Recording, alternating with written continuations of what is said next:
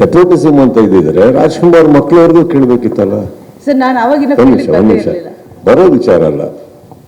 ಅಂಬಾನಿ ಅವ್ರಿಗೂ ಕೇಳಬೇಕು, ಇದೇನಿದು ನಿಮ್ಮ ಮಕ್ಕಳಾಗಿದ್ದಕ್ಕೆ ನಿಮ್ಮ ಆಸ್ತಿ ಅಲ್ಲ ಅವ್ರಿಗೆ ಹೋಗ್ತಾ ಇದೆಯಲ್ಲ, ಬೇರೆಯವ್ರಿಗೂ ಕೊಡಿ,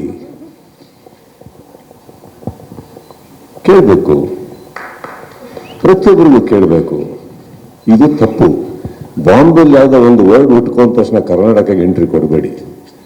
ನಮ್ಮಲ್ಲಿ ರಾಜ್ಕುಮಾರ್ ಟೈಮಿಂದನೂ ಅಕಸ್ಮಾತ್ ಕುಟುಂಬದವರಿಗೆ ಆ ಯೋಗ್ಯತೆ ಅರ್ಹತೆ ಕಲೆ ಅನ್ನೋದು ಒಲ್ದು ಅಕಸ್ಮಾತ್ ಕನ್ನಡ ಜನ ಅವ್ರನ್ನ ಇಷ್ಟಪಟ್ಟರೆ ಇದು ಯಾರಪ್ಪನ ಜಾಗ ಬೇಕಾರಾಗ್ಬೋದು.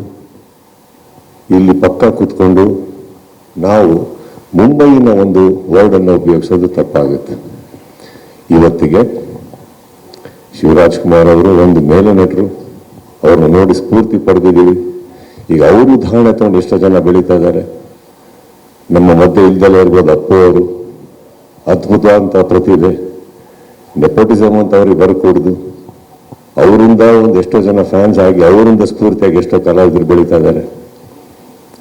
ನನ್ನ ಮನೆಯಲ್ಲಿ ಆ ಥರ ಒಂದು ರಾಜ್ಕುಮಾರ್ ಅವರಂತ ನನಗೆ ನನ್ನ ತಂದೆ ಇದ್ದಾರೆ, ಆಸ್ತಿ ಇಲ್ದಲೇ ಇರ್ಬೋದು, ನನ್ನ ಒಂದು ಆಸ್ತಿ ನನ್ನ ತಂದೆ ಇದ್ದಾರೆ, ಇವನು ಒಂದು ಮಾಮ ಇದ್ದಾನೆ.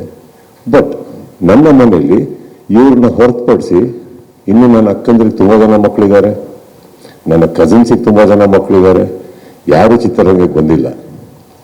ನನ್ನ ಮಗಳು ಚೆನ್ನಾಗಿ ಹಾಡು ಹೇಳ್ತಾರೆ ಬಂದಿದ್ದಾರೆ, ಇವ್ರಿಗೆ ನಟನ ಬಗ್ಗೆ ಸ್ಫೂರ್ತಿ ಇದೆ ಬಂದಿದ್ದಾರೆ. ಅಷ್ಟನ್ನೇ. ಶುದ್ಧವಾಗಿ ಹೇಳಬೇಕು ಅಂದರೆ ನೆಪೋಟಿಸಮ್ ಅನ್ನೋ ವರ್ಡ್ ತುಂಬ ವರ್ಷಗಳಿಂದ ನಮ್ಗೆ ಸೂಟ್ ಆಗಲ್ಲ. ಆ್ಯಂಡ್ ಆ ವರ್ಡ್ ಇವತ್ತಿಗೂ ನಮ್ಮ ಮಂಡ್ಯ, ಕೋಲಾರ, ಹಾಸನ, ಚಿತ್ರದುರ್ಗ, ದಾವಣಗೆರೆ ಅರ್ಥನೇ ಗೊತ್ತಿಲ್ಲ. ಅಲ್ಲಿ ನಮ್ಮ ಕರ್ನಾಟಕದಲ್ಲಿ ಗೊತ್ತಿರೋದು ಒಂದೇ ಕಲೆ ಇದೆಯಾ, ಬೆಳೀತಾರೆ. That's all.